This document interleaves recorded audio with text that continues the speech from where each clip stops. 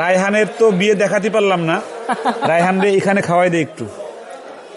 কাইমুল্লাহ ভাইকে জিজ্ঞেস করতে চাই যে আমাদের এই সময়কার ছেলেদেরকে তো এই ধরনের সাগর না, অর্থাৎ আস্তা ছাগল দেয়, তো ছাগল মরে যাচ্ছে তাড়াতাড়ি বলতে হবে। তো আপনাদের বিয়ের সময় আপনাদের সাগরানাতে কি থাকতো, এটা একটু জানার খুব ইচ্ছে। বিবাহ সবসময় একরকম, যারা সামর্থ্যবান তারা এভাবেই দিতেন।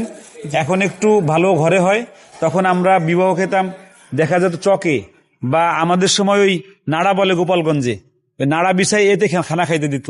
আলহামদুলিল্লাহ আজকে আশিকের বিয়েতে আলাম খাসি আসছে, এই খাসির একটা ফিল পাচ্ছি, দেখি একটু খেয়ে দেখি কেমন হয়েছে, মজা। শুরুতে জামাইকে দেই দেখি। বিসমিল্লাহ।